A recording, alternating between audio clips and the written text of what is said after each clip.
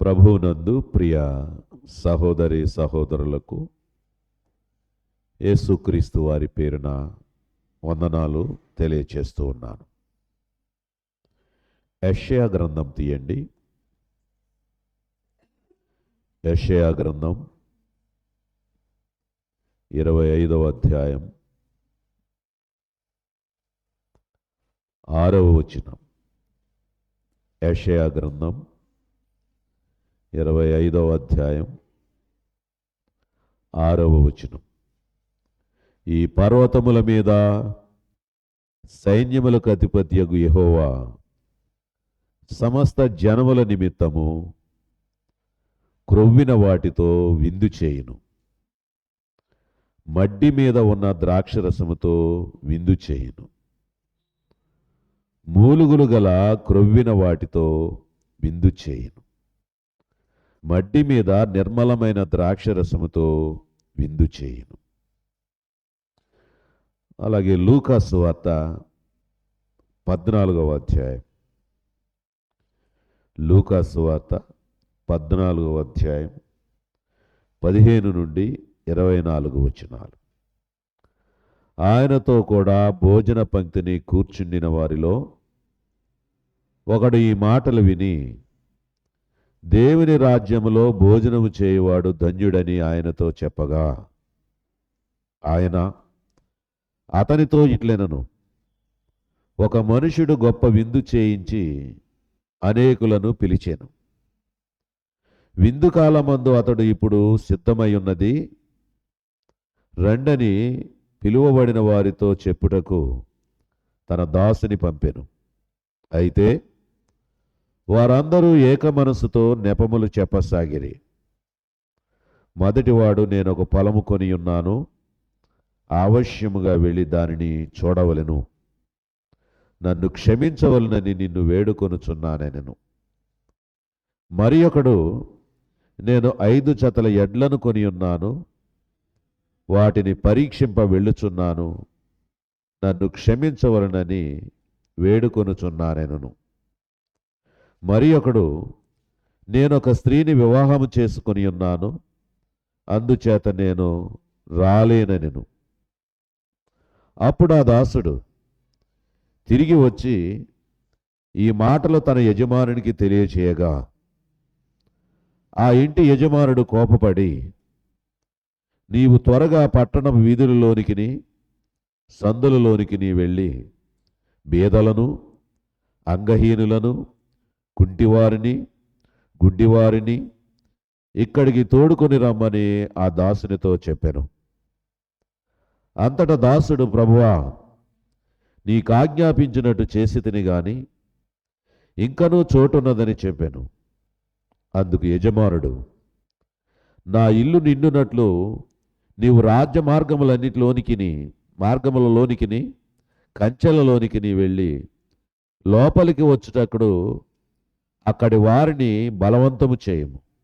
ఎలయనగా పిలువబడిన ఆ మనుషులలో ఒకడును నా విందు రుచి చూడడని మీతో చెప్పుచున్నానెను. ప్రార్థన చేసుకుందాం. మహాగణుడును, మహోన్నతుడును, పరిశుద్ధుడును, నిత్య నివాసియునైన మా ప్రియ పరలోకపు తండ్రి, మీ ఘనమైన నామానికి స్తోత్రాలు చెల్లిస్తున్నాం. ఇదిగో ప్రభా, మీ ఉచితమైన కృపలో మమ్మను ఈ పునరుత్థాన దినమున నీ సన్నిధిలో స్తుతించి ఘనపరిచి, ఇదిగో ప్రభా, మరి నీ వాక్యాన్ని ధ్యానిస్తూ మీ ముందుకు వస్తున్నాం. అల్పుడనైన నన్ను బలపరచండి, మీ ఆత్మతో నింపండి. అలాగే బిడ్డలు మీ వాక్కులు వినుటకు వారి హృదయాలు తెరిపించండి. ఆత్మ సంబంధమైన మాటలు వారు విని ఆత్మ సంబంధంగా బలంగా ఎదగడానికి వారిని సిద్ధం చేయమని, మీరు పిలిచిన పిలుపు, విందు పిలుపు ప్రతి ఒక్కరూ అర్థం చేసుకొని ఆ విందులో నేను కూడా పాల్గొవాలనేటువంటి గురి కలిగి నీ వాక్కుల ద్వారా జీవిస్తూ నీకు ఇష్టలుగా బ్రతకడానికి బిడ్డలను సిద్ధపరచుమని మా ప్రభువును రక్షకుడునైన యేసుక్రీస్తు వారి పరిశుద్ధమైన నామమును బట్టి ప్రార్థన చేయుచున్నాము మా పరమ తండ్రి. ఆమేన్. ప్రియమైన వారలారా, పిలుపు, విందుకు పిలుపు. ఇది కూడా నేను అందుకే పరలోకపు విందు అంటున్నాను. ఇది పరలోకపు విందు. పెండ్లి విందులు ఉన్నాయి, అనేక రకాలైన విందులు ఈ లోకంలో ఉన్నాయి. అయితే ఇక్కడ యెషయా గ్రంథములో ఏమని చెప్పాడు? ఈ పర్వతముల మీద సైన్యములకు అధిపతియగు యెహోవా సమస్త జనముల నిమిత్తము క్రొవ్విన వాటితో విందు చేయును. సమస్త జనముల నిమిత్తము క్రొవ్విన వాటితో విందు చేస్తాడు. యెషయా గ్రంథంలో ఏదైతే ఉందో అవన్నీ కూడా మనకు క్రీస్తును చూపించే విధముగాను, క్రీస్తును బయలుపరిచే విధంగాను, క్రీస్తు ద్వారా ఆ లేఖనాల్లో ఉన్నటువంటి నెరవేర్పులు కలిగే విధంగాను మనకు కనబడుతూ ఉంటాయి. ప్రతి వాక్యము కూడా క్రీస్తు కనబడతాడు. అందుచేత ప్రతిదీ దాన్ని మూలంగా తీసుకొని ప్రభు ఇచ్చిన మాటల్ని మనము జాగ్రత్తగా దానిని ఆయన మాటలతో మనము ఆత్మ సంబంధులుగా బలపడాలి. అందుకే క్రొవ్విన వాటితో విందు చేస్తాను, మడ్డి మీద ఉన్న ద్రాక్షరసముతో విందు చేస్తాను. మడ్డి మీద ఉన్న ద్రాక్షరసం అంటే పాత ద్రాక్షరసం. పాత ద్రాక్షరసం. ఇప్పుడు చూడండి, పూర్వకాలంలో మనకి బాలింతలకు కానీ అనారోగ్యంగా ఉన్న వాళ్ళకి కానీ కొత్త బియ్యమా పాత బియ్యమా అనేవారు. పాత బియ్యానికి విలువ ఉండేది. పాత బియ్యంలో దాని మీద ఏమైనా మందు కొట్టినా ఏది చేసినా ఎక్కువ కాలం నుంచి అది ఉంది కాబట్టి, ఒక గాదెలో ఉంది కాబట్టి, ఒక గొడౌన్లో ఉంది కాబట్టి, అది కొన్నాళ్ళ తర్వాత తీసిన తర్వాత అది స్వచ్ఛంగా ఉంటుంది. అందుగురించి పాతది చాలా విలువైనది. అసలు మూలమే అది. యెషయా గ్రంథంలో ఉన్నటువంటి మాటలు క్రీస్తుకు మూలమే. అనేక గ్రంథాల్లో ఉన్నటువంటి విషయాలన్నీ కూడా అక్కడ ప్రభువే కనిపిస్తాడు. అందుకు ఇక్కడ ఆ మాట ఏమిటంటే, మడ్డి మీద ఉన్న ద్రాక్షరసం అంటే పాత ద్రాక్షరసముతో విందు నేను చేస్తాను, మూలుగులు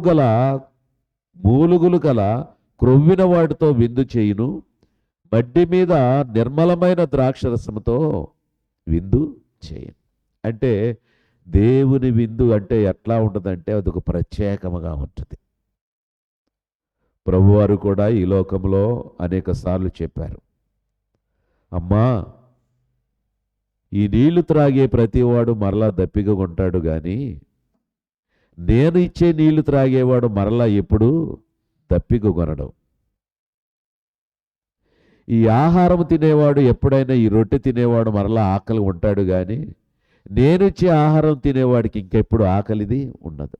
ఎందుకు ఈ మాటల్లో ఉన్నటువంటి విషయాలు ఏమిటి అని ఆలోచిస్తే, ఈ లోక సంబంధంగా ఎంత తిన్నా అది మళ్ళా పొద్దుట టిఫిన్ తిన్నా మధ్యాహ్నం 1 గంటకి నీకు ఆకలి అవుతూ ఉంటుంది, మరలా ఏదో తినేయాలనిపిస్తుంది. 1 గంటకు తిన్నా మళ్ళా సాయంత్రం 7 అయ్యేసరికి ఏదోటి పడిపోవాలి, లేకపోతే దడొచ్చేస్తుంది అంటాం.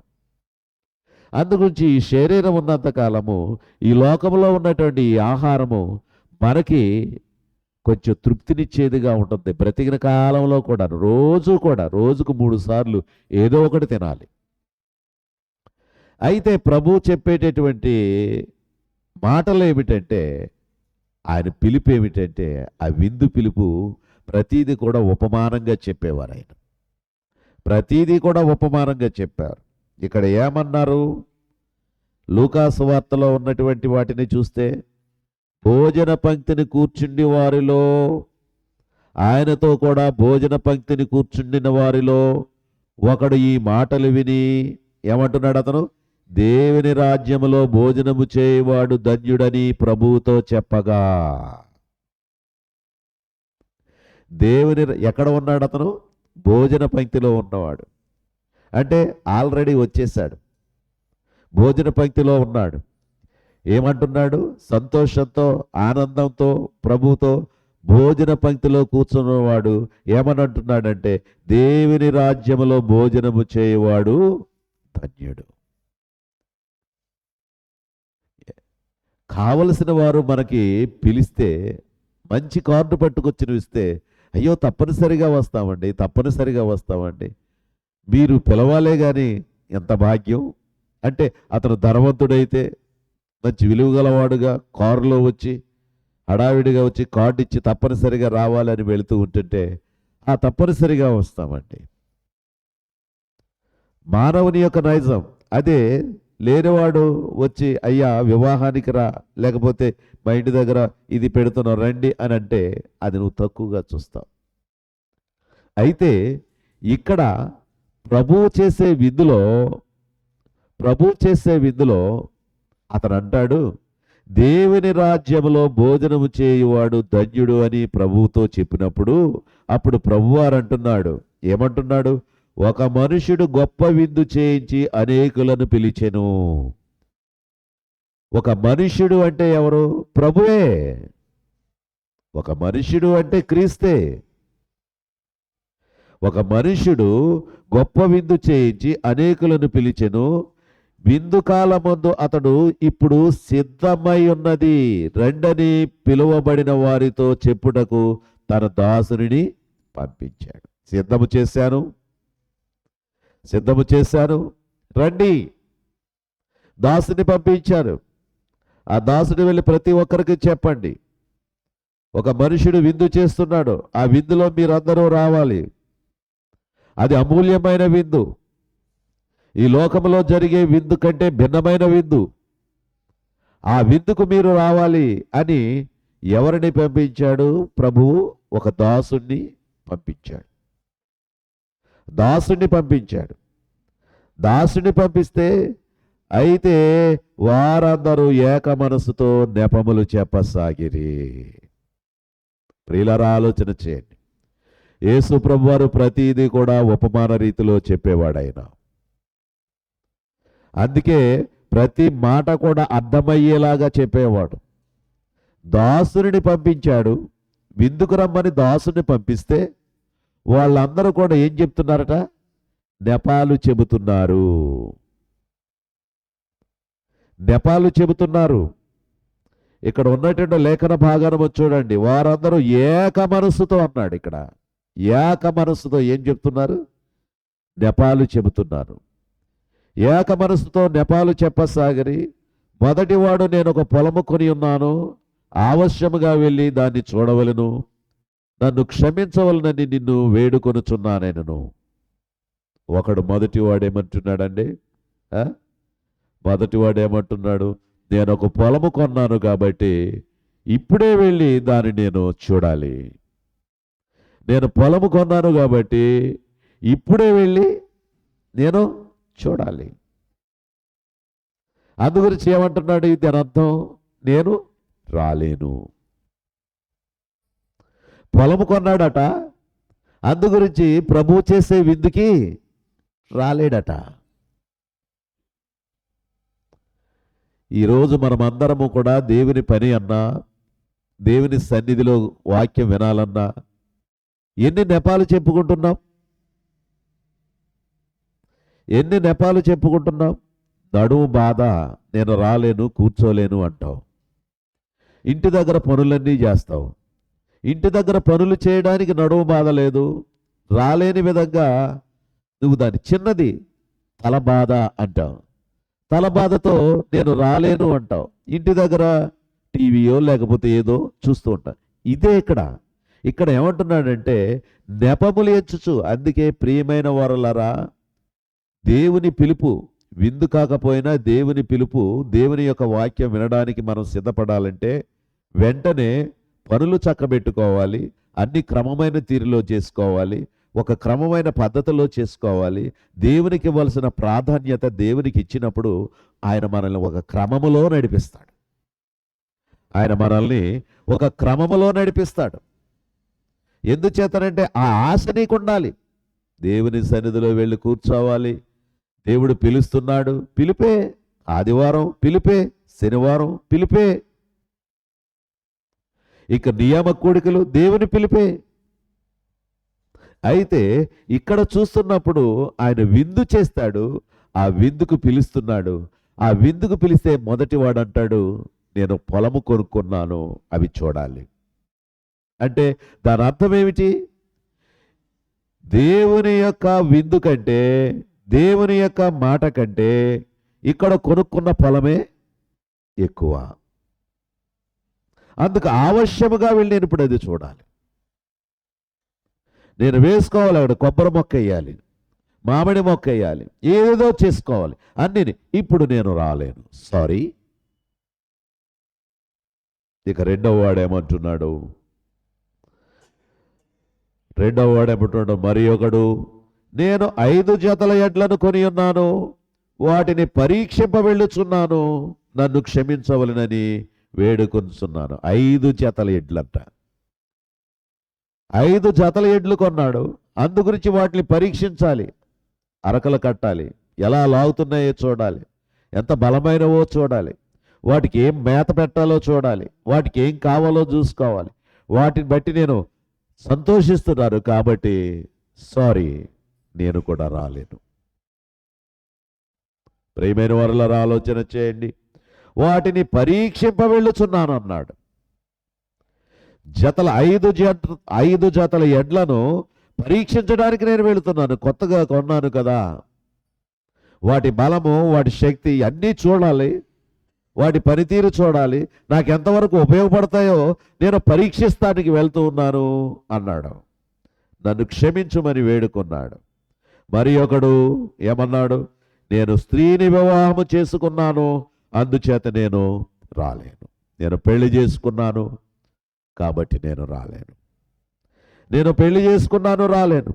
అప్పుడు ఆ దాసుడు తిరిగి వచ్చి ఈ మాటలు తన యజమానికి తెలియచేయగా, అప్పుడు ఆ దాసుడు తిరిగి వచ్చి, అయ్యా, నేను వెళ్ళి అడిగాను, ఒక ఆయనేమో పొలం కొనుక్కున్నాను అన్నాడు, ఆ పొలం చూడటానికి వెళ్తున్నాను, నేను రాలేనన్నాడు.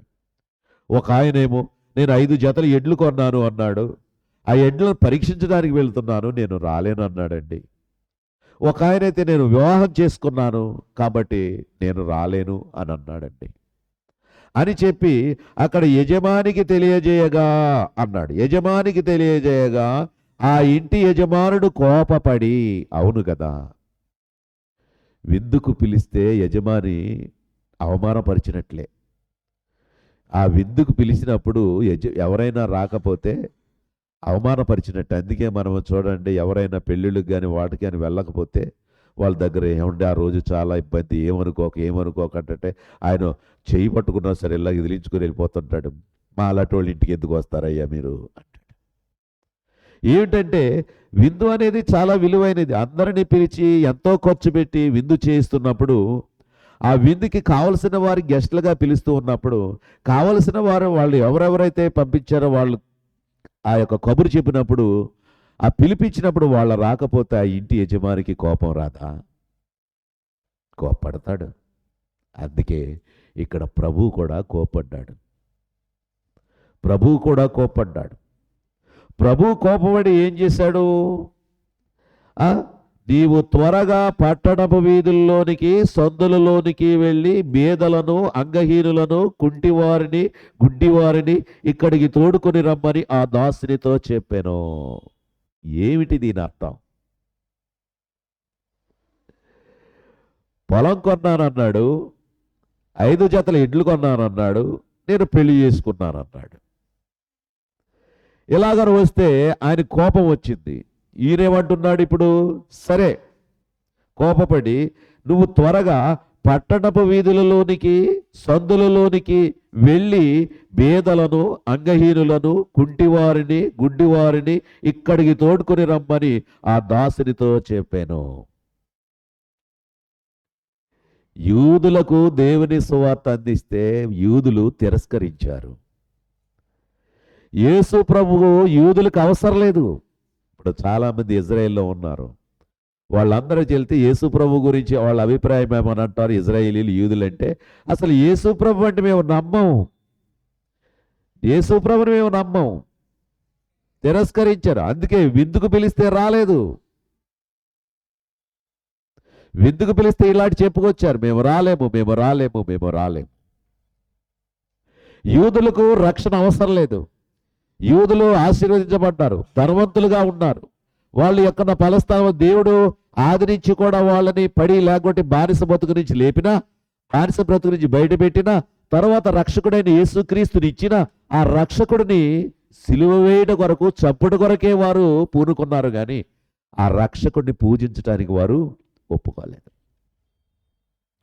అందుకే ఆయన పిలుపు వాళ్ళకి ఇష్టం లేదు. ఆయన పిలుపు వారికి ఇష్టం లేదు.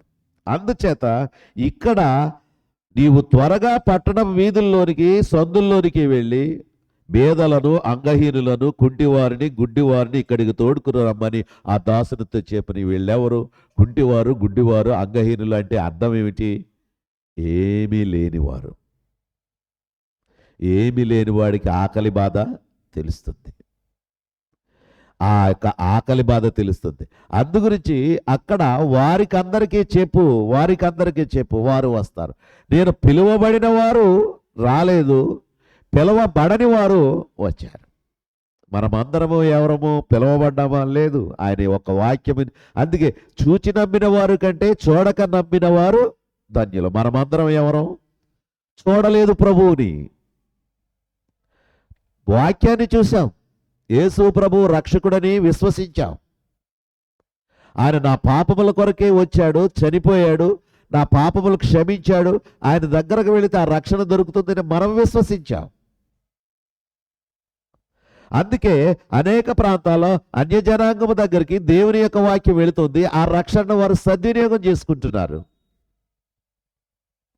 అందుచేత ఇక్కడ ఆయన ఏమంటున్నారంటే, పట్టణపు వీధుల్లోనికి, సందులలోనికి వెళ్ళి బీదలను, అంగహీనులను, కుంటివారిని, గుడ్డివారిని ఇక్కడికి తోడ్కురమ్మని ఆ దాసునితో చెప్పాను. అంతటా దాసుడు, ప్రభువా, నీవు ఆజ్ఞాపించినట్టు నేను చేశాను, ఇంకనూ చోటున్నది. అది ఇక్కడ తెలుసుకోవాల్సి. నీవు ఆజ్ఞాపించినట్టు బీదలను, అంగహీనులను, కుంటివారిని, గుడ్డివారిని అందరినీ తీసుకొచ్చాను, అయినా సరే ఇంకా చోటు ఉంది. నా తండ్రి ఇంట అనేక నివాసములు గలవు.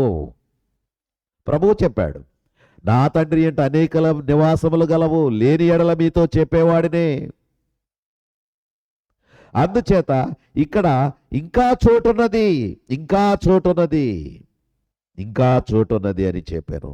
అందుకు యజమానుడు, నా ఇల్లు నిండునట్లు నీవు రాజమార్గముల్లోనికి, కంచెలలోనికి నీ వెళ్ళి లోపలికి వచ్చుటకు అక్కడ వారిని బలవంతము చేయము.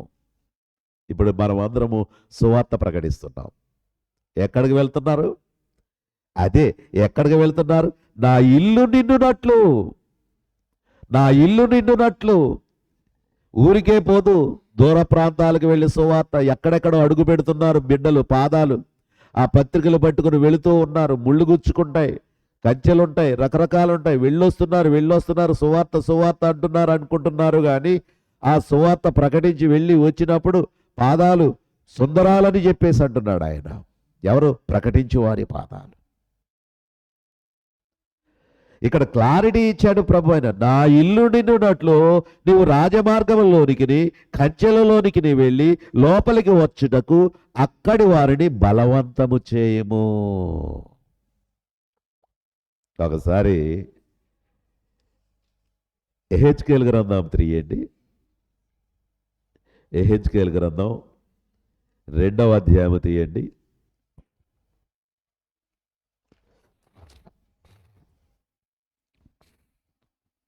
ఏమంటున్నాడు ఇక్కడ చూడండి, 5వ వచనములో, నరపుత్రుడా, నీవు బ్రహ్మదండి చెట్లలోను ముండ్ల తుప్పలలోనూ తిరుగుచున్నావు, తేళ్ల మధ్యన నీవు నివసించుచున్నావు.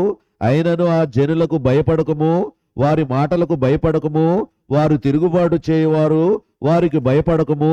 వారికి తిరుగుబాటు చేయువారు గనుక వారు వినినను వినకపోయినను నేను సెలవిచ్చిన మాటను నీవు వారికి తెలియచేయము. ఎక్కడెక్కడ బ్రహ్మదండి చెట్లలోను పాములు, తేళ్లు రకరకాలు ఉంటాయి. అటువంటి ప్రాంతానికి ఎంతోమంది దైవ సేవకులు, ఎంతోమంది ప్రభువు నమ్మిన బిడ్డలు ఇల్లు విడిచి, బిడ్డలను విడిచి ఆయా ప్రాంతాలకు వెళ్ళి హతసాక్షులైపోయిన వారు ఉన్నారు. అందుకు పిలిచిన వారు రాలేదు, పిలవారి వారి దగ్గరికి వెళ్ళి ఏమంటున్నాడు? అందుకే నేను అంటూ ఉంటాను ఒక్కొక్కసారి, వీళ్ళకి ఎందుకండి సువార్త, పోనివ్వండి అటు లేని చోటకి మనం వెళదాం. ప్రకటించే వారికే ప్రకటించడం ఎందుకు, ప్రకటించే వారికే ప్రకటించడం ఎందుకు, లేని చోట్లకి వెళదాం, కొంచెం కష్టమైనది అక్కడికి వెళదాం. అందుకే ఇక్కడ ఆ ప్రకారముగా కష్టమైన ఆ ప్రాంతంలోనికి వెళ్ళాలి, కష్టమైన ఆ ప్రాంతంలోనికి వెళ్ళాలి. అందుకే ఇక్కడ ఏమన్నాడు? ఆ, బలవంతము చేయుము, నా ఇల్లు నిండునట్లు నీవు రాజమార్గములోనికి కంచెలలోనికి వెళ్ళి లోపలికి వచ్చుటకు అక్కడి వారిని బలవంతము చేయము. ఏలయనగా పిలువబడిన ఆ మనుషుల్లో ఒకడును నా విందు రుచి చూడడని మీతో. పిలువబడిన మనుషులలో ఒక్కడు కూడా నా విందు రుచి చూడడు. ఎంతమందికి కబురు పంపితే వారు రాలేదు చూసారా, వారు నా విందు రుచి వారికి తెలియదు. అంటే వాక్యము విలువ వారికి తెలియదు. వీళ్ళు ఒకే ట్రాక్లో వెళతారు. ఈ మాటలు మీకు చాలా బాధ అనిపిస్తాయి. మాకు అన్ని దేవుడిచ్చాడు, డబ్బు ఇచ్చాడు, అన్ని ఇచ్చాడు, సమృద్ధి ఇచ్చాడు అంటున్న గారు పిచ్చోళ్ళు, పిచ్చోళ్ళండి వీళ్ళు. మరి ఆ విందులో నీకు పాలు పంపుకులు లేవు. నువ్వు దేవుని సన్నిధిలోకి వస్తున్నావా కానీ నీ మనసు పెట్టడం లేదు. ఇచ్చినాడిని బట్టి అతిశయిస్తున్నావు.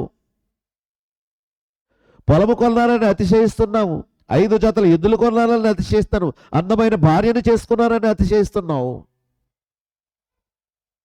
మరి దేవునికి పిలుపుకు లోబడవా? దేవుని పిలుపుకు లోబడవా? అదే ఇక్కడ డైరెక్ట్గా ప్రభువే చెబుతున్నాడు, మనకు బాగా అర్థమయ్యేలా చెబుతున్నాడు ఈ సమయంలో. ప్రియమైన సహోదరి సహోదరుడా, నెపాలు వేయకండి, నెపాలు వేయకండి, వెళ్ళండి, ప్రకటించండి. నేను ఒక్కొక్కసారి శరీర బలహీనతలుగా ఉండి ఇది ఉన్నప్పుడు ఈ బాధలుగా ఉంటున్నాయని చెప్పేసరి మీరు వెళ్ళరండి అంటుంటాను ఒక్కొక్కసారి. అది కూడా ఇప్పుడు నేను ఈ వాక్యం చదువుతూ ఉన్నప్పుడు నాకు భయం కలుగుతూ ఉంది. వెళ్ళిరండి, నేను వస్తాను తర్వాత ఇంకొకసారి, ఈసారికి వెళ్ళిరండి. ఈ మాట ఏమిటంటే ఇది కూడా దోషమే. ప్రభువు దగ్గర మనం నిలబడవలసిన పరిస్థితి ఏర్పడుతుంది. ఇప్పుడు నాకు ఈ వాక్యం చదివినప్పుడు నాకు అర్థమవుతూ ఉంది. ప్రియులరా, ఆలోచించండి, ఆలోచించండి. నా ఇల్లు నిండునట్లు నీవు రాజమార్గములలోనికి కంచెలలోనికి వెళ్ళి లోపలికి వచ్చుటకు అక్కడి వారిని బలవంతము చేయి. రాజమార్గములలోనికి కంచెలలోనికి. రాజమార్గంలోనూ ఉన్నారు గొప్ప గొప్ప వాళ్ళు, కంచెల్లోనూ ఉన్నాడు. ఆ ప్రతి చోటకి వెళ్ళి ఆ మనుషుల్లో ఒకడును వారిని బలవంతము చేయము. కాబట్టి ఈ ప్రకారముగా పెండ్లి విందుకు పిలిస్తే మీరు క్షమించమని చెబితే, నేను రాలేనని చెబితే ఆయన వారికి అవసరం లేదు. అందుకే చివరి మాట ఏమన్నాడండి? పిలువబడిన ఆ మనుషుల్లో ఒకడును నా విందు రుచి చూడడని మీతో. పిలవబడిన ఆ మనుషులలో ఎవరినెవరినైతే పిలిచానో వారు రాలేదో వాళ్ళకి ఆ విందు విలువ తెలియదు, ఆ రుచి వారికి తెలియదు. అందుకే వారు ఇహలోకంలోనే ఈ లోకస్తులుగానే ఉండి ఈ లోకస్తులుగానే చనిపోతారు, ఆ యొక్క నిత్య శిక్షకు వెళ్ళిపోతారు. అందులో సందేహం లేదు, నిత్య శిక్షకు వెళ్ళిపోతారు. కాబట్టి ప్రియమైన సహోదరి సహోదరుడా, ఇక్కడ నుండి చూద్దాం ఏమిటి ప్రభువు చెప్పిన మాటలు. అవి యెషయా గ్రంథంలో ఉన్న మాట, అది దాని ప్రకారంగా చేసిన తర్వాత ఇప్పుడు మనము ఎలా, ఇక్కడ చూడండి. మొదటిగా దేవుని రాజ్యములో భోజనము చేయవాడు ధన్యుడు అని అక్కడ ఒక ఆయన చెప్పాడు. అంటే దేవుని రాజ్యములో భోజనం చేసేవాడు ఎవడై ఉంటాడు? పరిశుద్ధుడై ఉంటాడు, దేవుని యొక్క వాక్యానికి లోబడిన వాడై ఉంటాడు, దేవుని కొరకు కష్టపడిన వాడై ఉంటాడు, అహర్నిశలు శ్రమపడిన వాడై ఉంటాడు, దేవుని మనసులో ఉండాలి నేను అనుకొని అనేక నీతి కార్యాలు సత్క్రియలు చేస్తూ బ్రతుకుతున్నవాడై ఉంటాడు. అందుకే అతను అన్నాడు, దేవుని రాజ్యములో భోజనము చేయువాడు ధన్యుడు.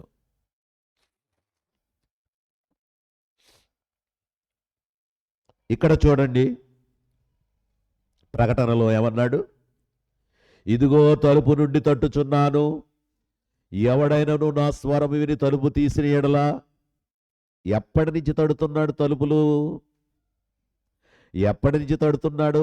నువ్వు చిన్నప్పుడు గుడికి వెళ్ళినప్పటి నుంచి తడుతున్నాడు తలుపులు. నువ్వు వాక్యం చదువుతున్నావు కదా, ప్రతి సమయంలోనూ తడుస్తున్నావు. నాకు చోటు ఇవ్వవా? నేను వచ్చి నీ హృదయంలో కూర్చుంటాను, నాకు చోటు ఇవ్వవా? ఇదిగో తలుపున వద్దుండి తట్టుచున్నాను, ఎవడైనను నా స్వరం విని తలుపు తీసిన ఎడలా నేను అతని యొద్దకు వచ్చి అతనితో నేనును నాతో అతనును ఏమి చేస్తామన్నాడు? భోజనము చేస్తాము. అంటే విందు. ఆయన నీ హృదయం తలుపు తీస్తే, ఇక్కడ పొలం కొన్నవాడు తలుపు తీయలేదు, 5 జతలు ఎట్లు కొన్నవాడు తలుపు తీయలేదు, కొత్తగా వివాహం చేసుకున్నవాడు కూడా తలుపు తీయలేదు. మేము రాలేము. అందుకే ఇక్కడ ఎవడైనా నా స్వరం విని తలుపు తీసిన ఎడల అతని యొద్దకు వచ్చి అతనితో నేనును నాతో అతను కలిసి భోజనం చేస్తాం. ప్రియమైన సహోదరి సహోదరుడా, మరి దేవుని రాజ్యంలో భోజనం చేసే ఆనందం వద్దా నీకు? ఎవరైనా పెద్దవారితో కలిసి భోజనం చేస్తుంటే నేను ఫలానా ఆయనతో భోజనం చేశాను, ఫలానా ఆయన నాకు షేక్ హ్యాండ్ ఇచ్చాడు అని చెప్పుకుంటావే.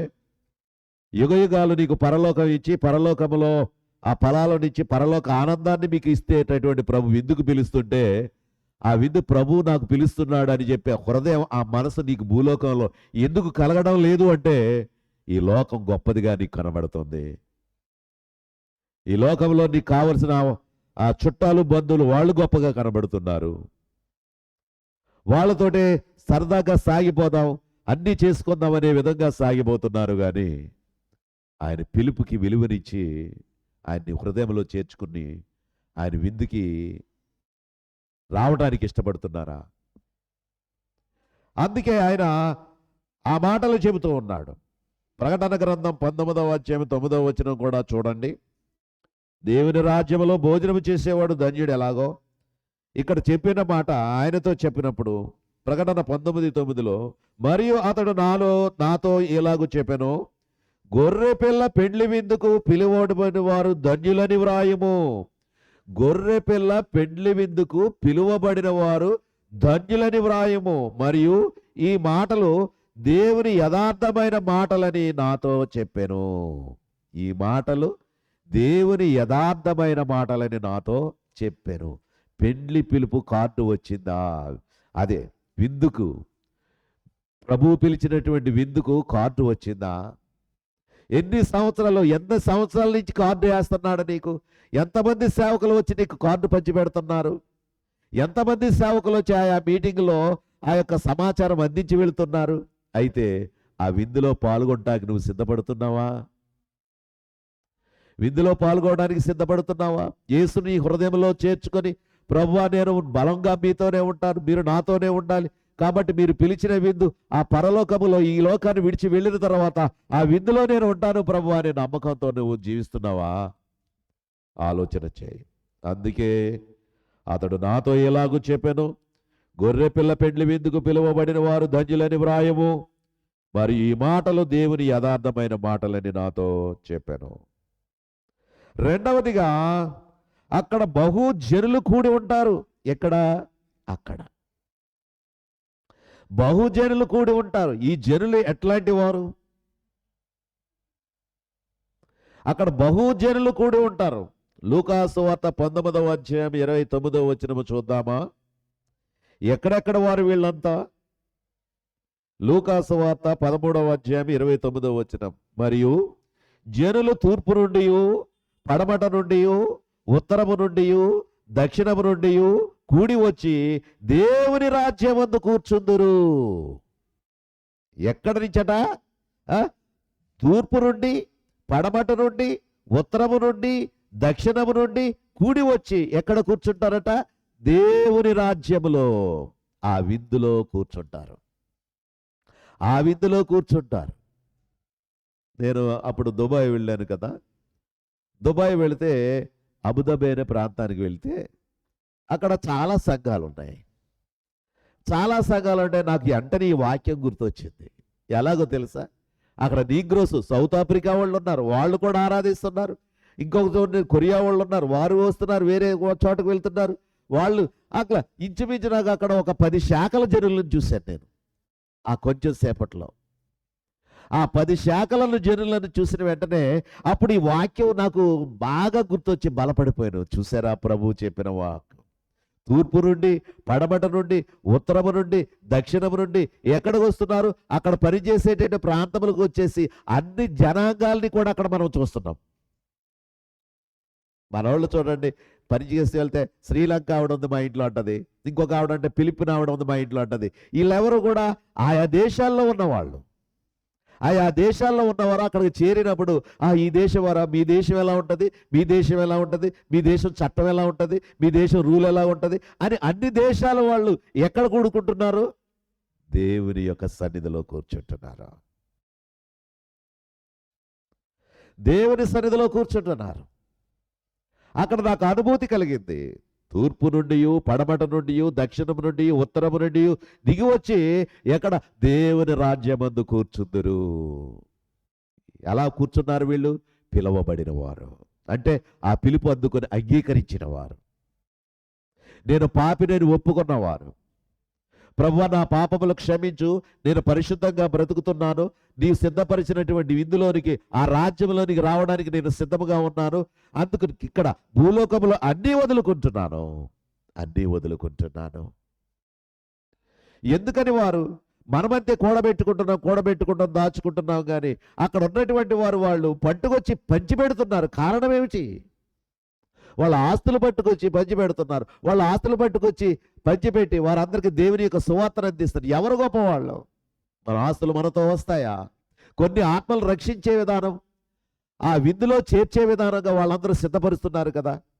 అక్కడ ఉన్నటువంటి ఆ గొప్ప విందులోకి రావాలి అని చెప్పేసి అక్కడ బలవంతము చేయండి. ఎక్కడికి వెళ్ళి? ఆ డొంకల్లోకి వెళ్ళండి, ఆ డొర్రుల్లోకి వెళ్ళండి, ఆ స్థలాల్లోకి వెళ్ళండి, వీధులు ఆ మూలల్లోకి వెళ్ళండి, వాటిల్లోకి వెళ్ళండి, ప్రకటించండి, చెప్పండి. చెప్పి ఆ విందుకి రమ్మని చెప్పండి. ప్రియమైన వారలారా ఆలోచించండి. కాబట్టి తూర్పు నుండి, పడమట నుండి, ఉత్తరము నుండి, దక్షిణము నుండి కూడి వచ్చి దేవుని రాజ్యమందు కూర్చుంటారు. అది 22వ అధ్యాయం చూద్దాం. 22వ అధ్యాయంలో 28-30 వచనాల్లో కూడా ఉంది. ఆయన ఏమంటున్నాడు చూడండి. నా శ్రమలలో నాతో నిలిచి ఉన్నవారు మీరే. ఎవరు? యేసు ప్రభు శిష్యులు అంటున్నాడు ఆయన. నా శ్రమలలో నాతో నిలిచి ఉన్నవారు మీరే, కనుక నా తండ్రి నాకు రాజ్యము నియమించినట్టుగా నా రాజ్యములో నా బల్ల యొద్ద అన్నపానములు పుచ్చుకొని సింహాసనం మీద కూర్చుండి ఇశ్రాయేలు 12 గోత్రముల వారికి మీరు తీర్పు తీర్చుటకై నేను మీకు రాజ్యమును నియమించుచున్నాను. ఎవరిని? శిష్యులని. శిష్యులంటే ఆ శిష్యులే కాదు, ఇప్పుడు కూడా ప్రభు పని చేస్తున్న శిష్యులందరూ కూడా, పని వాళ్ళందరూ కూడా ఆయన శిష్యులే.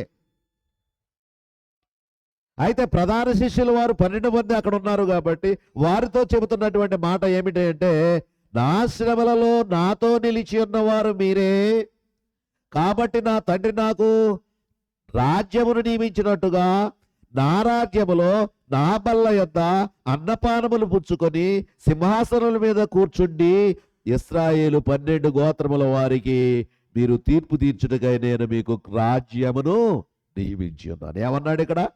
అన్నపానములు, నా రాజ్యములో నా బల్ల యొద్ద అన్నపానములు పుచ్చుకొని. విందు నా రాజ్యములో నా బల్ల యొద్ద అన్నపానములు పుచ్చుకొని సింహాసనం మీద కూర్చుండి ఏమి చేస్తారు? ఇశ్రాయేలు 12 గోత్రముల వారికి మీరు తీర్పు తీర్చుటకై నేను మీకు రాజ్యమును నియమించుచున్నాను. చూసారా? ఆయన రాజ్యంలోనికి వెళ్ళాలండి. పరలోక పట్టణము 12 గుమ్మములు 12 ముత్యములతో పదిలముగా కట్టబడిన పట్టణము, పదిలుగా కట్టబడిన పట్టణము. అటువంటి రాజ్యంలోనికి వెళ్ళడానికి దేవుడు ఇక్కడ పిలిపిస్తూ ఉంటుంటే భూలోకంలో ఉన్నటువంటి అందాలనే చూస్తూ ఉంటుంటే ఆ భూలోకం అందాలే శాశ్వతం వరకు ఉంటుంటే వయసు పెరిగిపోతూ ఉండి కొద్దీ మన మరణం దగ్గరకు వస్తూ ఉన్నప్పుడు ఆ రాజ్యం కావాలని నీ ఇష్టానుసారంగా జీవించి ఇప్పుడు ఆ రాజ్యం కావాలంటే ఎలా వస్తుంది? నీ క్రియలు కరెక్ట్గా ఉన్నాయా ఆలోచించు. నీ క్రియలు కరెక్ట్గా ఉన్నాయా? నీవు దేవునికి ఇష్టమైన వాడవుగా ఉన్నావా? మూడవదిగా అది ఏర్పరచబడిన ప్రత్యేక జనసమూహం అంటున్నాడు. ఏర్పరచబడిన ప్రత్యేక జనసమూహం అంటే అది అనుగ్రహం ఉండాలి. ఇప్పుడు వారికి పోయింది రక్షణ, ఎవరికి వచ్చింది? అన్యజనాంగమైన మనకు వచ్చింది రక్షణ. ఇక్కడ చూడండి, యోహాను సువార్త 3వ అధ్యాయం 5వ వచనంలో, యోహాను సువార్త 3వ అధ్యాయం 5వ వచనంలో ఏమన్నాడు? ఒకడు నీటి మూలముగాను ఆత్మ మూలముగాను జన్మించితేనే గాని దేవుని రాజ్యంలో ప్రవేశింపలేడని నీతో నిశ్చయముగా చెబుతున్నాను. నీటి మూలముగాను ఆత్మ మూలముగాను. ఎప్పుడు నువ్వు బాప్తిస్తం తీసుకున్నప్పుడు దైవ సేవకులు అడుగుతున్నారు, అయ్యా నువ్వు ఎందుకు బాప్తిస్తం కావాలంటున్నావు? అందుకే సంఘంలో చేర్చబడినప్పుడు కూడా ఎవరైనా తాతయ్య నాకు బాప్తిస్తం కావాలని అడిగితే, నా మనవడు అలాంటి వాడు, నాకు ఎవరైనా ఉండి వచ్చి నాకు బాప్తిస్తం కావాలని అడిగితే, బాబు వరుసగా రా అని చెప్తాం. అలాగే ఇద్దాం. అప్పుడు దేవుని సంఘంలో చేరి అతను పరిచర్యల్లోనూ వాటిలోనూ వీటిలోనూ మాదిరికరంగా కనబడుతూ ఉండి అతని స్టైల్ మారిపోయి లోకస్తుడు వలె కాకుండా జాగ్రత్తగా ఉంటే అతను ఏమిటి? దేవుని యొక్క రాజ్యానికి వెళ్ళాలని ఆశ కలిగేవాడుగా ఉన్నాడు అని నాకు కలిగించేలాగా, నా మనసు కలిగేలాగా ఆత్మ ప్రేరణ రావాలి. అంతేగాని బాప్తీసం ఉన్నారు భలే పనిరా నీవు కూడా బాప్తీసం తీసుకుంటా చాలా సంతోషాన్ని ముంచేయడం కాదు. అందుగురించి అతను పరీక్షించి జాగ్రత్తగా 2 నెలలు 3 నెలలు 5 నెలలు అతను పరీక్షించి ప్రార్థనలో వాటిలో వీటిలో నడిపిస్తూ అప్పుడు అతనికి బాప్తిస్తం ఇచ్చిన తర్వాత సువార్తకు పంపించాలి. అతను కూడా ఒక శిష్యుడే. ఆయన పని ప్రకటించాలి. ఆయన రాజ్యంలో సీటు కావాలి కాబట్టి నేను పని చేయాలి. ఆయన రాజ్యంలో సీటు కావాలి కాబట్టి నేను పని చేయాలి అని అప్పుడు అందుకే కదా పౌలు గారు పడిపోయిన తర్వాత అతను నుండి కన్నుల నుండి పొరల వంటివి రాలగా లేచి ఆహారము పుచ్చుకొని బలపడుచూ ఉండెను. అంటే ఏమిటి? తీసుకొని ఆహారం అంటే ఏ ఆహారము? వాక్యమనే ఆహారము తీసుకుంటూ బలపడుతూ దేవుని పని కోసం సిద్ధమైనటువంటి పౌలు. దేవుని పని కోసం సిద్ధమైన పౌలు. రక్షించబడడం అంటే సామాన్యము కాదు. రక్షించబడిన తర్వాత ఊరికేనే ఉంటాడా ఎవడైనా? యేసు ప్రభువును రక్షకుడుగా అంగీకరించిన తర్వాత ఊరికే కూర్చొని ఉంటాడా? నేను రక్షించబడిపోయిన పర్వాలేదే, కానీ పని చేయాలి. ఏ పని? వెళ్ళు చెప్పాడు కదా. ఆ దాసునితో ఏమని చెప్పాడు? మీరు వెళ్ళి ఆ ఇరుకుల్లోనూ అక్కడ ఉన్నటువంటి వాళ్ళని బలవంతం చేసి నడిపించండి, దేవుని యొక్క సువార్తను ప్రకటించండి. నేను విందు ఏర్పాటు చేస్తాను, ఆ విందులోకి అందరూ రావాలి. పాపములో పుట్టి పాపములో పెరిగి పాపములో మరణించగా పాపము నుండి విమోచించబడి నేను చేసేటటువంటి విందులో మీరు కూడా పాల్గొనండి. అందుకే అక్కడ నీటి మూలముగాను ఆత్మ మూలముగాను జన్మించితే గాని దేవుని రాజ్యంలో ప్రవేశింపలేని నీతో నిశ్చయముగా చెప్పుతున్నానని ఎవరితో చెప్పాడు? ప్రభువైన యేసువారు నికోదేముతో చెప్పాడు. నికోదేముకు ధర్మశాస్త్రం అంతా తెలుసు. ఒక మనిషి కొత్తగా పుట్టాలి అని అంటే మనిషి తల్లి గర్భంలో మళ్ళీ ప్రవేశిస్తాడా? అది ఎలా సాధ్యమని అడిగాడు. ఇంత ధర్మశాస్త్రం తెలుసు, నీకు దీని గురించి తెలియదా అని అడిగాడు. అందుకే రాత్రుల సమయంలో వచ్చేవాడు నికోదేము. అంటే ధర్మశాస్త్రం అంతా తెలుసు కూడా, నీకు అంత గొప్పవాడు అయింది యేసు దగ్గరికి ఎందుకు వెళ్తున్నావు అని అక్కడ వాళ్ళు అడుగుతారేమోనని రాత్రులు వచ్చి దేవుని గురించి తెలుసుకొని నువ్వు పైనుంచి వచ్చిన వాడు అని తెలుసు, లేకపోతే నువ్వు అద్భుతాలు చేస్తావా అని అంటున్నాడు. కానీ అక్కడ తెంచుకోలేకపోతున్నాడు. కాబట్టి అయితే మోషే కూడా ప్రత్యేక జనాంగం చేసేసాడు. చూడండి, నిర్గమాకాండంలో 33వ అధ్యాయం 16వ వచనంలో, నిర్గమాకాండం 33వ అధ్యాయం 16వ వచనంలో, నేనును నీ ప్రజలను భూమి మీద ఉన్న సమస్త ప్రజల్లో నుండి ప్రత్యేకింపబడుదుమని ఆయనతో చెప్పాను. మోషే చెబుతున్నాడు. ఎవరితో? దేవునితో. ఏమంటున్నాడు? నేనును నీ ప్రజలను భూమి మీద ఉన్న సమస్త ప్రజలలో నుండి, నేనును అన్నాడు, నేనును నీ ప్రజలను భూమి మీద ఉన్న సమస్త ప్రజలలో నుండి ప్రత్యేకింపబడుదుమని ఆయనతో చెప్పాను. అంటే నా బిడ్డలు అయినటువంటి వాళ్ళు ప్రత్యేకంగా ఉండాలి, ప్రత్యేకంగా ఉండాలి. దుష్టుల ఆలోచన చొప్పున నడవక, పాపుల మార్గమున నిలవక, అపహాసకులు కూర్చుండు చోటను కూర్చుండక, యెహోవా ధర్మశాస్త్రమునందు ఆనందించుచు దివారాత్రములు దాన్ని ధ్యానిస్తూ ఉండాలి అని అక్కడ చెప్పినటువంటి వాక్కు ప్రకారంగా మోషే ఏమంటున్నాడంటే, నేను నీ ప్రజలను ఈ జనాంగంలో నుంచి ప్రత్యేకమైన వాళ్ళగా మేము ఉంటాం. మీరున్నారా? మనమున్నామా? ప్రత్యేకత ఏముంది? బాగా ఆలోచించండి. ప్రత్యేకతే. అవునండి, మూర్తి బాగా అంటాడు, ప్రత్యేకత అంటాడు, అది అంటాడు, చాలా మంచిదే. కానీ ఏదైనా చిన్న నాలో ఫాల్ట్ కనిపిస్తే, ఏంటి సత్యం, అతను అలా చేస్తాడు అంటాడు. అంటే ఏముంది? ప్రత్యేకత పోయింది, ప్రత్యేకత పోయింది. ఆ ప్రత్యేకత నిలబెట్టుకోవడం కోసం మనం ఏం చేయాలి? దేవునిలో బలంగా సాగేటటువంటి వాళ్ళగా కూడా కనబరుచుకోవాలి. అందు గురించి ప్రియమైన వారలారా, నేనును నీ ప్రజలను భూమి మీద ఉన్న సమస్త ప్రజలలో నుండి ప్రత్యేకింపబడదుమని ఆయనతో చెప్పిన మోషే. 4వదిగా, అక్కడ సమస్త జనాలకి స్థలం ఉందండి, లేనిటువంటి వాడికి లేదు. అందుకే అతను వచ్చి చెప్పిన తర్వాత ఏమన్నాడు? ఇంకా స్థలం ఉంది, ఇంకా స్థలం ఉంది అన్నాడు కదా. ఇక్కడ చూడండి ఏమన్నాడు. అప్పుడు ఆ దాసుడు 21వ వచనంలో ఈ మాటలు తన యజమానికి చేయగా, 22లో చూడండి, అంతటి దాసుడు, ప్రభువా నీవు ఆజ్ఞాపించినట్టు చేసితని గాని ఇంకనూ చోటున్నదని చెప్పాను. నీవు ఆజ్ఞాపించినట్టు నేను చేశాను కానీ ప్రభువా, ఇంకా చోటు ఉంది, ఇంకా స్థలం ఉంది. నా తండ్రి అంటే అనేక నివాసములు ఉన్నవి. భూమి మీద ఉన్న సర్వ మానవాళికి అక్కడ చోటు ఉంది. నువ్వు ఇక్కడ ఒప్పుకోవడంలో ఉంది, నువ్వు ఆయన మాటలకు లోబడడంలో ఉంది. ఆయన పిలిచే విందుకు నువ్వు సిద్ధపడాలనేటువంటి ఆశ ఇప్పటి నుండే నువ్వు కలిగి ఉంటే ఆ విందుకు అప్పుడు వెళతావు, ఆ విందుకు అప్పుడు వెళతావు. అందుకే తీసుకొని పోతాడు. ఏమంటున్నాడో చూడండి.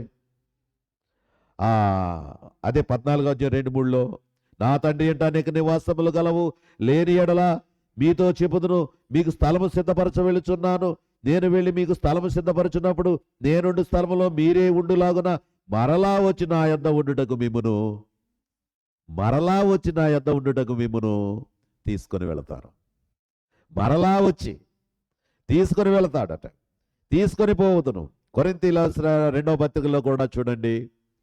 కొరింథీయులకు రాసిన 2వ పత్రికలో ఏమంటున్నాడో, 5వ అధ్యాయము 1వ వచనం, భూమి మీద గుడారమైన ఈ నివాసము శిథిలమైపోయినను చేతి పని కాక దేవుని చేత కట్టబడినదియు నిత్యమైనదియునైన నివాసము పరలోకమందు మనకున్నదని ఎరుగుదుము.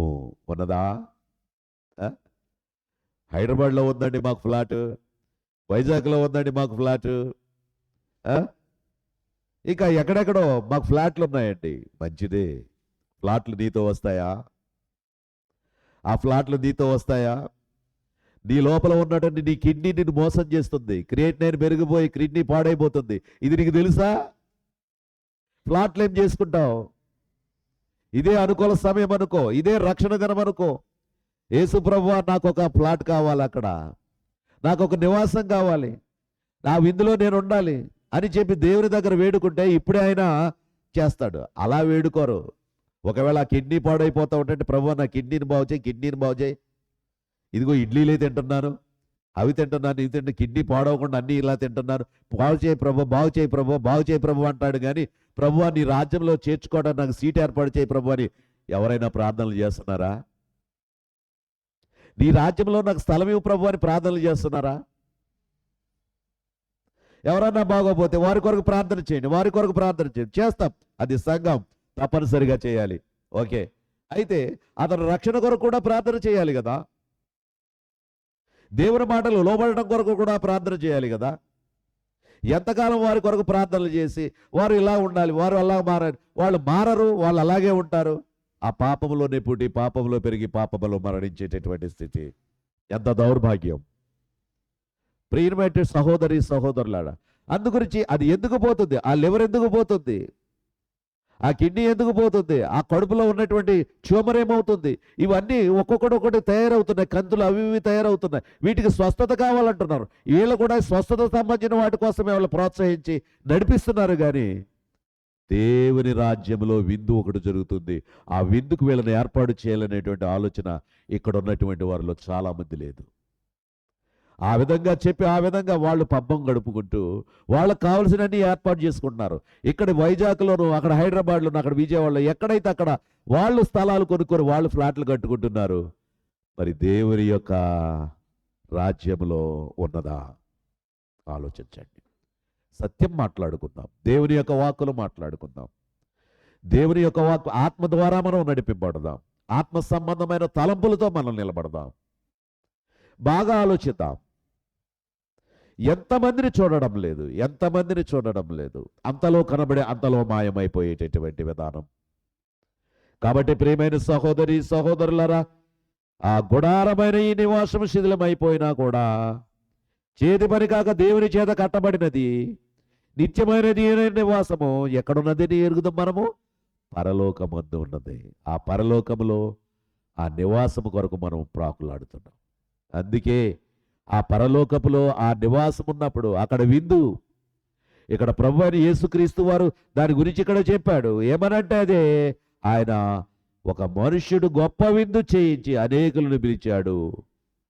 అనేకులు పిలిచాడు. విందు కాలమందు అతడు సిద్ధమైపోయిన తర్వాత ఇప్పుడు విందు సిద్ధమై ఉన్నది, రమ్డని పిలువబడిన వారితో చెప్పుటకు తన దాసుని, విందు సిద్ధముగా ఉంది, రండి అని పిలువబడిన వారి చెప్పడానికి తన దాసుని పంపిస్తా. వాళ్ళు నెపాలు చెప్పుకుంటున్నారు. ఈరోజు కూడా మనం నెపాలే. ఈరోజు కూడా మనం నెపాలే. ఖాళీ లేదు, ఖాళీ లేదు, ఖాళీ లేదు. మరి ఎప్పుడు ఖాళీ ఉంటుంది నీకు? ఎప్పుడు ఖాళీ ఉంటుంది దేవుని సన్నిధికి రావడానికి? ఎప్పుడు కూడా ఖాళీ లేదు. ఆలోచనలతో ఉండి బుర్రపాటు చేసుకోవద్దు. ముందు దేవునికి ప్రాధాన్యత ఇచ్చే, ఆయన ఏర్పాటు చేస్తాడు. దేవుని దగ్గర వేడుకో, అన్ని వ్యాకులం చెందకు, దేవుని వైపు నడు.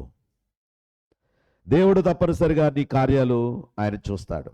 అందుచేత ఆ ప్రకారముగా ఇప్పటికీ కూడా ఆయన పిలుస్తూ ఆయన రాజ్యం. 5వదిగా విందు యజమాని నిన్ను స్వీకరిస్తున్నాడు. విందు యజమాని నిన్ను స్వీకరిస్తున్నాడు. ఇక్కడ చూడండి, యోహాను సువార్త 6:37 ఏమంటున్నాడో. యోహాను సువార్త 6:37 తండ్రి నాకు అనుగ్రహించిన వారందరూ నా యొద్దకు వస్తారు, నా యొద్దకు వచ్చి వారు నేను ఎంత మాత్రమును బయటికి త్రోసివేయను. తండ్రి నాకు అనుగ్రహించిన వారందరూ నా దగ్గరకు వస్తారు, నా దగ్గరకు వచ్చిన వారిని ఎంత మాత్రము త్రోసివేయను. కూర్చుకొని రమ్మని చెబుతున్నప్పుడు ఆయన త్రోసివేస్తాడా? చెప్పండి. ఇప్పుడు దేవుని సన్నిధిలోనికి వచ్చి కూర్చుంటారు ఎవరైనా? వచ్చినప్పుడు వాళ్ళు రావద్దు, బయటికి పోండి, మీరు రక్షించబడిన వారు కాదు, మీకు వాక్యం తెలియదని పొమ్మంటారా? ప్రయాసపడి భారము మోసుకొనుచున్న సమస్త జనులారా నా యొద్దకు రండి, నేను మీకు విశ్రాంతి ఇస్తాను. ఆ విశ్రాంతి ఏమిటి అంటే ఆత్మ సంబంధమైన విశ్రాంతి, విందులో ఏర్పాటు చేసే విశ్రాంతి, ప్రభువుతో ఆనందించే విశ్రాంతి, ప్రభు కొరకు బ్రతికే విశ్రాంతి. ఇక్కడ కలిమి కానీ, ఇక్కడ లేమి కానీ, ఇక్కడ ఇబ్బందులు కానీ ఏమీ అనిపించవు, ఏమీ అనిపించవు. చెప్పాను కదా, ఒక స్థలంలో మొగల్తూరులో నేను చూసిన సన్నివేశం. వృద్ధాప్యంలో ఉన్నటువంటి ఆయన వచ్చాడు. వచ్చిన తర్వాత అక్కడ కూర్చున్నాడు. ఆమె నీళ్ళు ఇచ్చింది, ఆ భార్య, ఆమె వృద్ధురాలే. కూర్చున్నారు. ఆ కుర్చీ కుట్టేసి ఉంది, కుట్టేసి ఆ చిరిగిపోతుంటే కుట్టేసి ఉన్న కుర్చీ. కూర్చున్నాడు. కూర్చున్న తర్వాత ఆ మంచినీళ్ళేయో పట్టుకొచ్చి ఇచ్చింది, తాగాడు, కూర్చున్నాడు. విచారంగా ఉన్నారు వారు. అంటే అలసిపోయించినట్టు. అప్పుడు నేను అడిగాను నా స్నేహితుడిని, ఎవరు ఆయన అంటే, ఆయన దేవుని పనిట్టు తిరుగుతూ ఉంటాడు. వాడికి అప్పటికి తెలిసేది కాదు. నా ఫ్రెండ్ కూడా దేవుని పని అంటే ఏదో తిరుగుతూ ఉంటాడు, అలా ఊరంతా అలాగే ప్రార్థనలు తిరిగేస్తూ ఉంటాడు. అయితే మన నాన్నగారు సేవకుడు కాబట్టి అప్పుడు నేను మెల్లగా సరే అని చెప్పేసి అక్కడి నుంచి వారి దగ్గరికి వెళ్ళి కూర్చున్నాను. కూర్చున్నప్పుడు ఊడిపోతున్నటువంటివన్నీ కూడా, ఇండ్లు కూడా ఊడిపోతున్నటువంటివి. అప్పుడు దేవుని మాటలు ఏదో చెప్పాను. మా నాన్నగారు కూడా దేవుని పని చేస్తూ ఉంటారండి అని చెప్పేసి ఏదో అన్నప్పుడు, ఆ సందర్భంలో అయినప్పుడు ఆయన బాధ, ఆయన వేదన గుర్తొచ్చింది. ఏమిటంటే ఏమీ లేదు, కుమారులు ఉన్నారు, అందరూ ఉద్యోగస్తులు హైలో ఉన్నారు, అందరూ జాబులు చేసుకుంటున్నారు, ఎవరి దగ్గరైనా ఉండొచ్చు ఈయన. కానీ వారట రక్షణలోనికి రాలేదని వారి దగ్గరకు వెళ్ళడం లేదు, వారు ఇచ్చినది తీసుకోవడం లేదు. వాళ్ళందరూ కూడా వ్యతిరేకించారు. ప్రభు అంటాడు, సువార్త అంటాడు, అది అంటాడు, వాళ్ళందరూ కూడా వ్యతిరేకించారు. ఆయనతో కూడా భార్య కూడా ఏకీభవిస్తుంది. భార్య కూడా అతనితోనే ఉంది. కొడుకుల దగ్గరికి వెళ్ళలేదు, ఎక్కడికి వెళ్ళలేదు. సరే అని చెప్పేసి నాకు తెలిసి ఏదో చేసి చూసి అక్కడ ఏదో సహాయపడి నేను వచ్చేసాను. అయిపోయిన తర్వాత ఒక 2-3 నెలల తర్వాత నేను వెళ్ళాను. అంటే మనసులో ఉంది. ఆ సమయంలో అక్కడికి 2-3 నెలల తర్వాత వెళ్తే అక్కడ అన్నారు, నువ్వు వెళ్ళిన నెలలోనే పోయాడు ఆయన, చనిపోయాడు. ఆ తర్వాత నెలలో ఆమె చనిపోయింది. అంటే అక్కడ ఏమీ లేదు, అక్కడ ఆ ఇల్లు కానీ ఏమీ లేదు, అంతా ప్రొక్లైనర్తో అంతా సమానం చేసి అంత చక్కగా చేసి ఉంచారు. అయితే అంటున్నాడు, ఏం గ్రాండ్గా చేశారు రా కొడుకులు. అందరూ ఉద్యోగస్తులే కదా, ఏం చేశారు? గ్రాండ్గా చేశారు. అయితే జీవించిన కాలంలో దారిద్ర్యం అనిపించాడు. వారు ఇవ్వలేదని కాదు, అక్కడ వారు ఇస్తానంటున్నారు, వారు చేస్తానంటున్నారు, ఇతరులు నిరాకరిస్తున్నాడు. కారణం ఏమిటి? వారు దేవునిని ఎరగని వారు. నా కడుపును పుట్టారు కానీ, ఉద్యోగాలు చేసుకుని గొప్పవాళ్ళు అయ్యారు కానీ, వాళ్ళు నన్ను పోషిస్తానంటున్నారు కానీ ప్రభువు దగ్గరకు వచ్చే మార్గం వారి దగ్గర లేదు. కాబట్టి వారితో సహవాసాన్నే తెంచుకున్నాడు. వారు దుర్భాషలాడారు. అయినప్పటికీ చనిపోయిన తర్వాత మాత్రం గ్రాండ్గా చేశారు, చాలా గొప్పగా చేశారు. అర్థమవుతుందా? విశ్వాస అంటే అతను దేవునిలో ఉన్నవాడు, దేవుని కొరకు బ్రతుకుతూ ఉన్నవాడు, దేవుని చిత్తాన్ని నెరవేరుస్తూ ఉన్నవాడు, దేవుని యందు భయభక్తుల కలిగి బ్రతుకుతూ ఉన్నవాడు అతను. కాబట్టి ప్రియమైన వారలారా, అందుగురించి తండ్రి నాకు అనుగ్రహించిన వారందరూ నా యొద్దకు వస్తారు, నా యొద్దకు వచ్చేవారిని నేను ఎంత మాత్రమును త్రోసివేయను. నా యొద్దకు వచ్చేవారిని నేను ఎంత మాత్రమును త్రోసివేయను. ఇదే అనుకూల సమయం, రక్షణ దినం. ఆయన వస్తున్నాడు, త్రోసివేయడు. ఇక్కడ చూడండి, అదే 10వ అధ్యాయంలో 28-29 వచనాల్లో, యోహాను సువార్త 10వ అధ్యాయం 28-29లో, నేను వాటికి నిత్య జీవమిచ్చుచున్నాను గనుక అవి ఎన్నటికీ నశింపవు, ఎవడునో వాటిని నా చేతిలో నుండి అపహరింపడు. వాటిని నాకు ఇచ్చిన తండ్రి అందరికంటే గొప్పవాడు గనుక నా తండ్రి చేతిలో నుండి ఎవడునో వాటిని అపహరింపలేడు. అర్థమవుతుందా? ఇక్కడ చూడండి బాగా దేవుని యొక్క వాక్కు, నేను వాటికి నిత్య జీవం ఇచ్చి ఉన్నాను. నిత్య జీవం ఇచ్చేసాను ఆల్రెడీ. ఎవరికి? ప్రభు కొరకు బ్రతికే వారికి. కనుక అవి ఎన్నటికీ నశింపవు. యోహాను సువార్త 17వ అధ్యాయంలో ఒకటి అన్నాడు, నీవు నాకు ఇచ్చినటువంటి వారిలో ఒక్కడు నాశనపుత్రుడు తప్ప అందరూ బాగానే ఉన్నారన్నాడు. నాశనపుత్రుడు తప్ప, నీవు నాకు అనుగ్రహించిన వారిలో నాశనపుత్రుడు తప్ప, ఎవరు? ఇస్కరియోతు యోధా తప్ప మిగతా వాళ్ళందరూ బాగానే ఉన్నారు అని తండ్రికి ప్రార్థన చేశాడు ప్రభువైన యేసు. ఇస్కరియోతు యోధా తప్ప, నాశనపుత్రుడు తప్ప అందరూ కూడా బాగానే ఉన్నారు తండ్రి. నీవు అనుగ్రహించిన వారు, వారిని కాపాడుకుంటూ వస్తున్నాను. భూలోకంలో దుష్టుడు వీళ్ళని నాశనం చేయాలనుకుంటున్నాడు కాబట్టి దుష్టుడిని కాపాడమని నేను ప్రార్థిస్తున్నాను. వీరిని లోకములో నుండి తీసుకుపోమని ప్రార్థించడం లేదు, వీరిని కాపాడమని ప్రార్థిస్తున్నాను. దేవుని ప్రార్థన, ప్రభువైన యేసు ప్రార్థన, దేవుని కొరకు ఏమని ప్రార్థిస్తున్నాడో చూడండి ప్రియులారా. గ్రంథాన్ని చదివితే దేవుడు ప్రత్యక్షంగా మీకు కనబడతాడు. గ్రంథంలోని వాక్కులు మీరు ధ్యానం చేస్తూ ఉంటుంటే తప్పనిసరిగా దేవుని పిల్లలు ఎలా ఉండాలో అలా ఉండడం కొరకు సిద్ధపడతారు మీరు. నేను కూడా కొంతమందిని ప్రభావం చేయలేకపోతున్నాను. కారణం అంటే నొక్కి చెప్పలేకపోతున్నాను. వారు ఆ విధంగా బ్రతకలు చూపించకపోతే బాధపడుతున్నారే తప్ప ఖండించి చెప్పలేని స్థితి కూడా ఏర్పడతా ఉన్నది. అందుకే కదా అక్కడ ఉన్నటువంటి ఏలీ గారిని కూడా అడిగాడు. సమూయేలుతో చెప్పాడు దేవుడు, వారి కుమారుల్ని మందలించడం లేదు అన్నాడు. అయినా సరే మందలించాడు. ఎలా మందలించాడు? ఒరే బాబు, ఇలా చేయకూడదు, ఇది చాలా పాపం. మనుషులకు ద్రోహం చేస్తే దేవుడు క్షమిస్తాడు, కానీ దేవుని విషయంలో ఇలా చేస్తే క్షమాపణ లేదు, జాగ్రత్త మీరు అనే మాట అన్నాడు. అయినప్పటికీ ఏలీ సమూయేలుతో చెప్పాడు. ఆ ప్రకారంగా ఆ ఏలీ కుమారులు, ఏలీ దైవజనుడే అయితే ఏలీ కుమారుల్ని తీసివేయాలనుకున్నాడు, తీసి పారేశాడు. అందుకే అక్కడ ఒక మాట అన్నాడు, పదే పదే మీకు చెబుతున్నాను. వారు ఎందుకని మాట వినడం లేదు అంటేనట, దేవుడు వారిని తీసివేయదలుచుకున్నాడు గనుక వారు ఆ మాట, అది ఆన్సర్, బెస్ట్ ఆన్సర్. దేవుడు వారిని తీసివేయదలుచుకున్నాడు కాబట్టి వారు ఆ మాట వినడం లేదు. అమ్మమ్మ మాట వినడం లేదు, నానమ్మ మాట వినడం లేదు, తాతయ్య మాట వినడం లేదు, తండ్రి మాట వినడం లేదు, తల్లి మాట వినడం లేదు. అంతా నాకు తెలుసులే అని వెళ్ళిపోతున్నావు. అంతా నాకు తెలుసులే. వారి అనుభవం, వారి యొక్క విధానం, వారి యొక్క సిద్ధాంతం ఎంతగానో నీ గురించి ఎంత శ్రమపడ్డారు, నీ గురించి ఎన్ని ప్రార్థనలు చేశారు, నీకు కావలసిన విధంగా అన్ని ఏర్పాటు చేశారు. ఈ రోజు జ్ఞానం వచ్చిన తర్వాత వెళ్ళిపోతున్నావు, విడిచిపెట్టి వెళ్ళిపోతున్నావు. పరిచర్య చేయడానికి కూడా, ఏదైనా సహాయం చేయడానికి కూడా ఇవన్నీ సంపర్గా ఇష్టం లేని వాడుగా వెళ్ళిపోతున్నావు. అందుకే ఇది చాలా ప్రమాదం, ఇది చాలా ప్రమాదం ప్రియులారా. అందుకే నేను వాటికి నిత్య జీవం ఇచ్చుచున్నాను గనుక అవి ఎన్నటికి నశింపవు. ఎవడను వాటిని నా చేతిలో నుండి అపహరింపడు. వాటిని నాకిచ్చిన తండ్రి నా అందరికంటే గొప్పవాడు గనుక, వాటిని నాకిచ్చిన నా తండ్రి అందరికంటే గొప్పవాడు గనుక నా తండ్రి చేతిలో నుండి ఎవడను వాటిని అపహరింపలేడు. దేవుని చేతిలో నుండి ఎవరు అపహరింపలేరు. దేవుని పనివాడుగా ఉండి దేవుని యొక్క చిత్తం చొప్పున నడిపిస్తే ఆయన నీకు తోడుగా ఉంటాడు. కాబట్టి ఆయన పిలిచిన విందు స్వీకరిద్దాం, ఆయన పిలిచిన విందుకు సిద్ధపడదాం.